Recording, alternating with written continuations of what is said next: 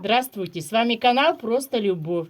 Еще с одной проблемкой столкнулись с курочками, которые вновь приобрели. Наши курочки оказались, они же инкубаторскими носителями. Сколько вирус у них остается, неизвестно нам. Выходные, поэтому приступили к быстрым мерам. Кашель, жесткое дыхание, чихание. У нас энростин был антибиотик в наличии. 5 кубов, 4 раза в день. По рецепту разводили, как там написано, так и разводили. Одна курочка у нас уже вылечилась. Вот еще 2 курочки и петушок на лечении находятся.